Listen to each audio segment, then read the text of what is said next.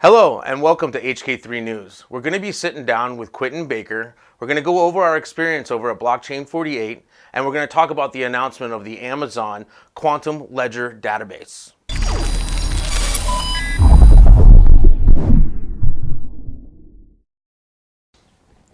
Well, we're sitting down here with Quentin Baker. Both of us actually went to the Blockchain 48 event last Monday.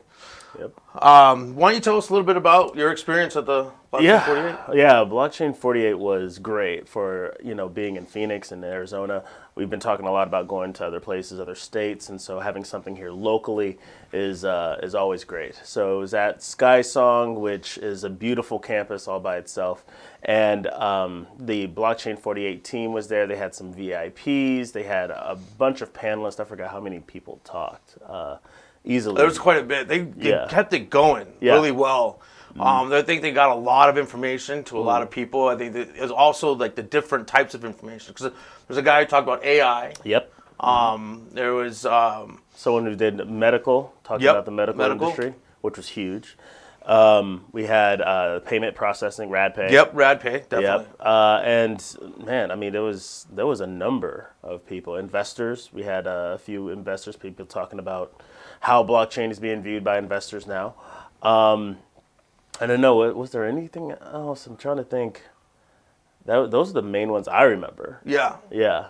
There's was it the Token IQ guys that were there? I think they did. Yeah, they did really well as well. There was a lot of people there. Yeah. I mean, they did really. I think that when I first got there, it was packed. I mean, it's like standing room only.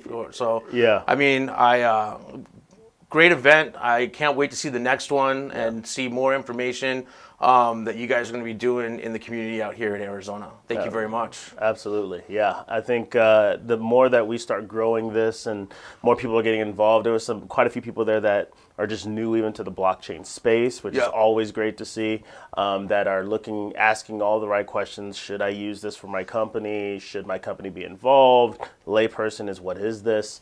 So that was great too. I love seeing that. Well, one of the things, I think Mike Noel actually pointed it out, is that companies will start recognizing it more when they're noticing their competitors are starting to pass them, and they're using this type of a system. Yep. And that was something, the agricultural system that he actually built. Yeah. And that how his company, one of the companies that he's doing it with, they're in like 30th. His analogy that he used is like they're in 30th place, but then when they end up from 30th to 10th place in like the chain, that's where people start going, wait, how are they doing this? And that's gonna affect, I think, more or less along more companies. And I think there's also other companies are starting to realize this, like the efficiency that you're able to do.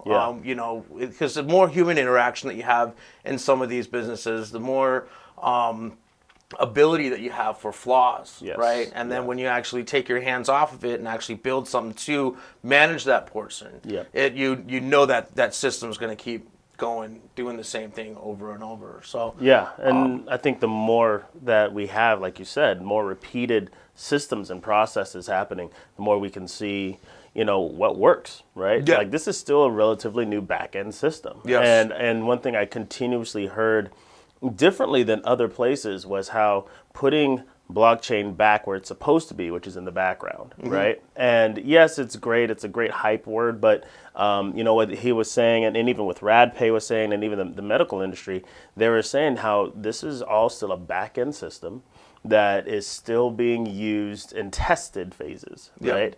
And right now there's a lot of things around things that are being provided as a service, but truly having that be a blockchain large-scale example is still yet really to be seen, measured, and compared to something else in the same field. So I think it's going to be really interesting moving forward, and as we start seeing more of these companies come out, that you're going to find more ways that blockchain is being tested, used, and compared to already existing databases that are out there. Oh yeah. And is it worth it? At the end of in that specific field, like he was talking about, I think alfalfa, right? Like it was like alfalfa or what is it, cotton or something? Yeah, it was something like to that effect. Yeah, like using blockchain ledger technology to keep track of the production and supply chain management of things like alfalfa and cotton and things of that nature. Well, it's the quality, like they can't see the quality. So they also even got drones involved in actually, flying over the area and being able to see it that way. So, I mean, it's not just that's going to be the end all solve all. It's just a piece of that whole system that they actually put together. Yeah, So. I'm really glad that Blockchain 48 got to bring all this together, and then actually bring people out that normally would not have been able to shake hands with these people, be very personable. Exactly. It was great. I really enjoyed it. So. Well, thank you very much, Blockchain 48, for having us there. I really do appreciate everything that you guys put together for that event. Yeah. I can't wait to look for the next one. Make sure you keep us informed. And everybody else, please go to their website and follow them. And if you guys get a chance, go to one of their events. Yep.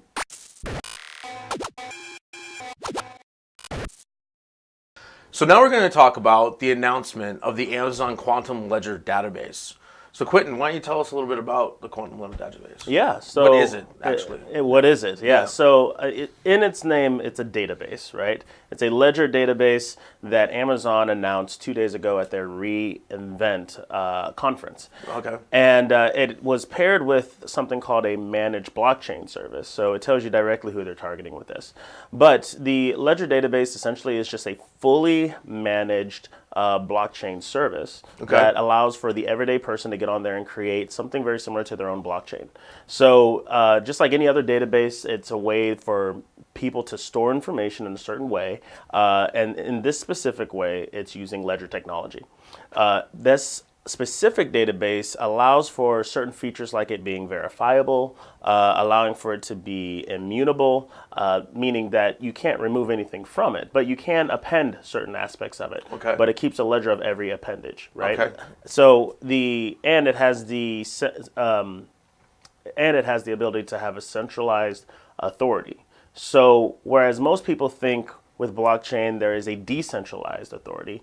This allows for it to be a centralized authority, which I think is very valuable for people just coming in trying to discover what could they use a ledger database for. Okay. Yeah. So they pretty much use this as maybe like it's a fast track to like test it. Exactly. Yeah, and they actually have what's called a 2-member test network right now that you can go ahead and sign up for and use.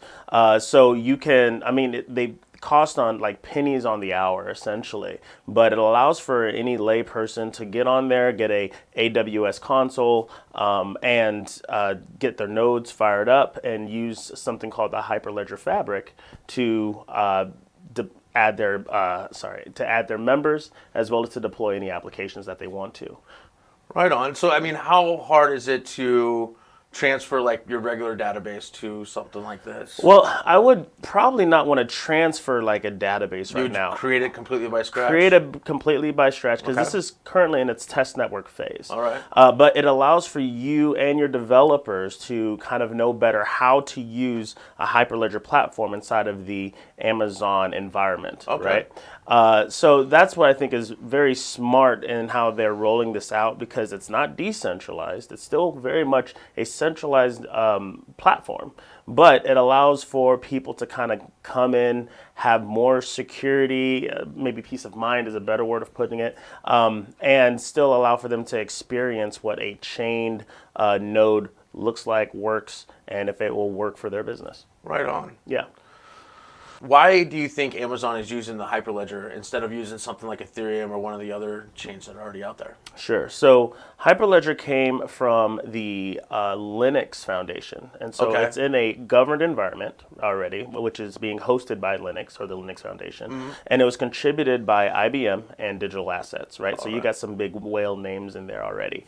It is permission-based and it's private. So it's not something like an Ethereum where it's decentralized and public. It still allows for somebody to come in and do what they need to do without any kind of concerns or security of anybody else getting a hold of it.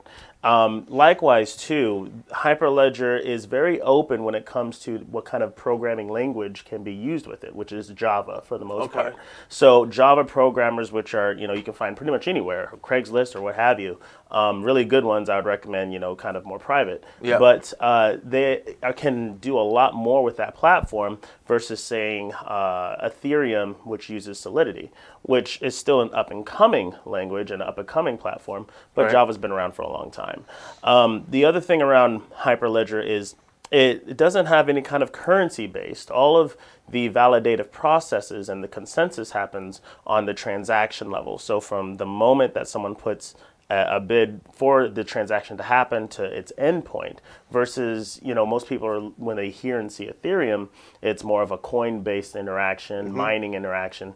Hyperledger is not made for that. So it does a really good job of reinforcing consensus, of reinforcing an element of security and privatization, while still allowing for a ledger-based technology to be built in a very common language. Is the billing done just like a cloud billing to where you pay for your certain amount of usage? Is it? It's in a way, yeah. I mean, because at the end of the day, it's going to be on the AWS console, right? Okay, yeah, so which is still like a cloud service. So you're going to be paying per usage, per hour, that sort of thing. I believe when I looked, it was about 7 cents per hour if you're going to be utilizing this service through AWS. But if you're actually going to launch your own, it's called, Production Network, sorry. So it's called Production Networking. Yeah. And what Production Network does is allows for you to actually offer this to maybe some clients, to some other businesses or whatever, so that way they can build their environments and you can kind of help manage what that looks like. Okay. Still allowing for privatization and centralization, but allowing them to have some support with it. I think that one's like $1.50 per hour. Oh, wow. Yeah, so it's still relatively reasonable. And right now, since it is still in its starter stage, testing stage, I think it's definitely worth for people who are just curious about it to go onto the AWS website, get a console, sign up, and then just start playing with it, see if you can break it. Wow, that's awesome. Yeah. So where do you go to sign up for something like this? Amazon's AWS website is the best place, I would say. Okay. You would go purchase a console, get a node set up, add your members, the people that you want to be a part of this ledger system, so that way they have the power of consensus, and then start developing some applications and start doing some things on it. The best thing around this is you get to choose your members, choose your team, choose your party, if there's going to be clients involved or whatnot. It's not something that everybody who has a node can go ahead and be a part of, which is why I think it's really smart that they rolled it out first with Hyperledger, and then I think they said around Q2 of next year they'll be having more Ethereum-based products for it. And you said you're actually going to be testing something out, right? Yes. So Easy Crypto Training is going to be purchasing one of these, spinning it up. We're going to be doing some videos on how to, best ways, and basically what is it, and giving some of our viewers and some of our clients and customers just hands-on workshops on how to utilize this AWS console, the management blockchain service, and see if that works for them. Yeah, so we can kind of hand-hold them through this process once we get our hands on it. Awesome.